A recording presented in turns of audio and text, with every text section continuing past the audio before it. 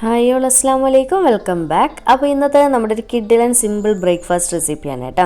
ഗോതമ്പ് പൊടി എല്ലാവരുടെയും വീട്ടിലുണ്ടാവില്ല. അപ്പോൾ ഗോതമ്പ് പൊടി വെച്ചിട്ട് ചെയ്യാൻ പറ്റുന്ന ഇൻസ്റ്റൻ്റ് ആയിട്ട് ചെയ്യാൻ പറ്റുന്ന ഒരു കിഡിൽ അപ്പാണ് കേട്ടോ. ഇതിൻ്റെ മെയിൻ പ്രത്യേകത എന്ന് പറയുന്നത് നമ്മളിതിൽ ഈസ്റ്റും കാര്യങ്ങളൊന്നും ചേർക്കുന്നില്ല. ഇൻസ്റ്റൻ്റ് ആയിട്ട് പെട്ടെന്ന് ഒരു 10 മിനിറ്റ് കൊണ്ട് തയ്യാറാക്കാനും പറ്റും. അപ്പോൾ നമുക്ക് വീഡിയോയിലേക്ക് പോയാലോ. വീഡിയോയിലേക്ക് പോകുന്നതിന് മുന്നേ നിങ്ങൾക്ക് ചാനൽ ഇഷ്ടപ്പെടുന്നുണ്ടെങ്കിൽ പ്ലീസ് ഒന്ന് സബ്സ്ക്രൈബ് സപ്പോർട്ട് ചെയ്യണേ. അപ്പോൾ നമുക്ക് ആദ്യം തന്നെ ഇതിലേക്ക് ആവശ്യമായിട്ടുള്ള മാവൊന്ന് റെഡിയാക്കി എടുക്കാം. അതിനായിട്ട് ഈ ഒരു മിക്സിയുടെ ജാറിലേക്ക് 1/2 കപ്പ് അളവിൽ വെള്ള അവിലാണ് ഞാൻ എടുത്തിട്ടുള്ളത്, ചേർത്ത് കൊടുത്തിട്ടുണ്ട്. അപ്പോൾ അവിലിന് പകരം നിങ്ങൾക്ക് ചോറ് കയ്യിലുണ്ടെന്നുണ്ടെങ്കിൽ കുറച്ച് ചോറ് ചേർത്താലും മതി, കുഴപ്പമൊന്നുമില്ല കേട്ടോ. ഏതാണ്ട് ഒരു 1/2 കപ്പിൻ്റെ അടുത്തായിട്ട് ചോറ് ചേർത്താലും മതി. ഇനി അടുത്തത് നമുക്കിതിലേക്ക് ഒരു 1/2 കപ്പ് അളവിൽ തേങ്ങ ചിരകിയത് ചേർത്ത് കൊടുക്കണം. അടുത്തത് 1 ടീസ്പൂണോളം പഞ്ചസാര ചേർത്ത് കൊടുക്കാം. അതുപോലെ തന്നെ ഒരു പാകത്തിനുള്ള ഉപ്പ് ഞാൻ ഏതാണ്ട് ഒരു 1/4 ടീസ്പൂണോളം ചേർത്തിട്ടുണ്ട്. പിന്നെ ഇതിലേക്ക് നമ്മൾ എടുത്തിട്ടുള്ള ആ തേങ്ങ അവിലൊക്കെ എടുത്തിട്ടുള്ള സെയിം കപ്പിൽ 1/2 കപ്പ് ആ ഒരു സെയിം അളവ് തന്നെ വെള്ളവും കൂടി ഒഴിച്ചു കൊടുക്കുക.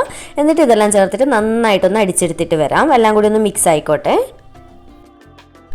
അപ്പോൾ ഇതുപോലെ ഞാൻ നല്ലപോലെ ഒന്ന് അടിച്ചെടുത്ത് വന്നതിന് ശേഷം ഇതിലേക്ക് 1/2 കപ്പ് അളവിൽ ഗോതമ്പ് പൊടിയാണ് കേട്ടോ ചേർത്ത് കൊടുക്കുന്നത്. അപ്പോൾ ഈ ഒരു സെയിം കപ്പിൻ്റെ അളവ് തന്നെ നമുക്ക് 1 കപ്പ് അളവിൽ വെള്ളവും കൂടി ചേർത്ത് കൊടുക്കുക. അപ്പോൾ ഞാൻ ടോട്ടൽ 1/2 കപ്പ് വെള്ളമാണ് ചേർത്ത് കൊടുത്തിട്ടുള്ളത്. എന്നിട്ട് നല്ലപോലെ ഇതൊന്നുകൂടി ഒന്ന് അടിച്ചെടുത്തിട്ട് വരാം. അപ്പോൾ ഇതുപോലെ ഞാൻ നന്നായിട്ട് അടിച്ചെടുത്തതിന് ശേഷം ഈ ഒരു ബൗളിലേക്ക് ഒഴിച്ചു കൊടുത്തിട്ടുണ്ട്. ഒട്ടും കട്ടയൊന്നും ഉണ്ടാകാൻ പാടില്ല കേട്ടോ, നല്ല ഫൈനായിട്ട് തന്നെ അടിച്ചെടുക്കുക. അതുപോലെ തന്നെ ഗോതമ്പ് പൊടി അല്ലെങ്കിൽ ആട്ടപ്പൊടി അല്ലെങ്കിൽ റേഷൻ കടയിലെ ഗോതമ്പ് പൊടി ഏതായാലും പ്രശ്നമില്ല കേട്ടോ. നിങ്ങൾക്ക് അങ്ങനത്തെ സംശയങ്ങളൊക്കെ വരിക നന്നാവോ എന്നുള്ളത് എന്തായാലും നല്ല പെർഫെക്റ്റ് ആയിട്ട് ഞാൻ പറഞ്ഞ പോലെ തന്നെ ചെയ്താൽ നിങ്ങൾക്ക് കിട്ടും കേട്ടോ. അപ്പോൾ ഏത് ആട്ടപ്പൊടിയായാലും കുഴപ്പമില്ല. അടുത്തത് നമുക്ക് ഈ ഒരു മാവിലേക്ക് മെയിനായിട്ട് വേണ്ടുന്ന ഐറ്റം ബേക്കിംഗ് സോഡയാണ് കേട്ടോ. അപ്പോൾ 1/2 ടീസ്പൂൺ ബേക്കിംഗ് സോഡ ഞാൻ ഈ ഒരു സമയത്ത് ചേർത്ത് കൊടുത്തിട്ടുണ്ട്. എന്നിട്ട് നല്ലപോലെ തന്നെ ഒന്ന് മിക്സ് ചെയ്ത് കൊടുക്കുക. ഒട്ടും കട്ടയൊന്നും ഇല്ലാതെ നമ്മുടെ മാവിൻ്റെ എല്ലാ സൈഡിലും ബേക്കിംഗ് സോഡ എത്തുന്ന രീതിയിൽ ഇതുപോലെ ഒന്ന് മിക്സ് ചെയ്ത് കൊടുക്കുക.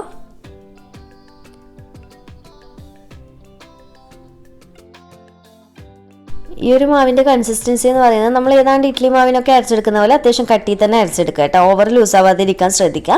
പിന്നെ ചില ഗോതമ്പ് പൊടിയിലും അതുപോലെ തന്നെ അവിലൊക്കെ വെള്ളത്തിൻ്റെ അളവിൽ ചെറിയ ചെറിയ വ്യത്യാസങ്ങൾ വരാൻ ചാൻസ് ഉണ്ട് കേട്ടോ. അപ്പോൾ ഞാൻ എടുത്തതുപോലെ 1/2 കപ്പിൽ കുറച്ച് കുറക്കുക അല്ലെങ്കിൽ കൂട്ടുകയും ചെയ്യുക കേട്ടോ.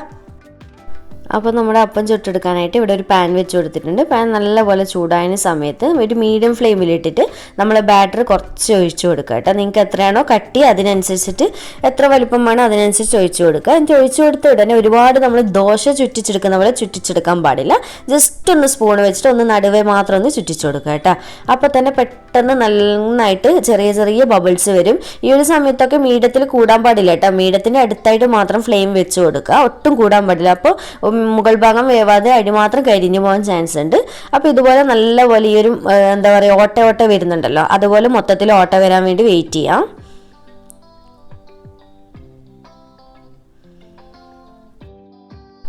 അപ്പോൾ ഇതുപോലെ മുകൾ ഭാഗം മൊത്തത്തിൽ ഓട്ട വന്നതിന് ശേഷം നമുക്കിതിൻ്റെ മുകളിലായിട്ട് കുറച്ച് നെയ്യ് ചേർത്ത് കൊടുക്കുക കേട്ടോ.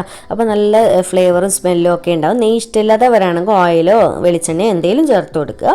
എന്നിട്ട് ഇതുപോലെ നന്നായി തടവി കൊടുത്തതിന് ശേഷം ഇനി നമുക്ക് ഫ്ലെയിം നന്നായിട്ട് കുറച്ച് വെച്ചതിന് ശേഷം ഇതൊന്ന് അടച്ച് വെച്ച് കൊടുക്കുക. എന്നിട്ട് ഏതാണ്ട് 1 മിനിറ്റിൻ്റെ അടുത്തായിട്ട് ഏതാണ്ട് ഒരു 1/2-3/4 മിനിറ്റ് മാത്രമേ വേണ്ടുള്ളൂ ഒന്ന് നല്ലപോലെ വേവാൻ വേണ്ടി വെയിറ്റ് ചെയ്യാം. ഫ്ലെയിമിൻ്റെ കാര്യം ഈ ഒരു സമയത്ത് പ്രത്യേകം ഒന്ന് നോട്ട് ചെയ്യണേ.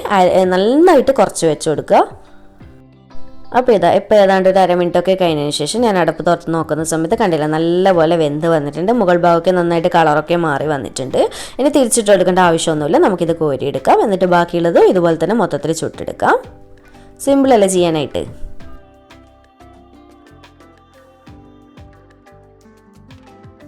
അപ്പോൾ ഇത് നമ്മുടെ ടേസ്റ്റി ആയിട്ടുള്ള ഗോതമ്പപ്പം റെഡി ആയിട്ടുണ്ട്. അപ്പോൾ സിമ്പിളല്ല ചെയ്യാനായിട്ട്. അപ്പോൾ ഒരു തവണയെങ്കിലും ഒന്ന് ട്രൈ ചെയ്തിട്ട് ഫീഡ്ബാക്ക് അറിയിക്കുക കേട്ടോ. ഞാൻ ജസ്റ്റ് ഒന്ന് ഇത് കട്ട് ചെയ്ത് കാണിച്ചു തരാം. നല്ല സൂപ്പർ സോഫ്റ്റ് ആയിട്ടുള്ള അപ്പാണ് കേട്ടോ, വെറുതെ പറയല്ല. അപ്പോൾ വീഡിയോ ഇഷ്ടമായിട്ടുണ്ടെന്നുണ്ടെങ്കിൽ ലൈക്ക് ചെയ്യാനും ചാനൽ സബ്സ്ക്രൈബ് ചെയ്യാനും മറക്കല്ലേ. വീണ്ടും ഒരു അടിപൊളി വീഡിയോ ആയിട്ട് കാണാം. താങ്ക്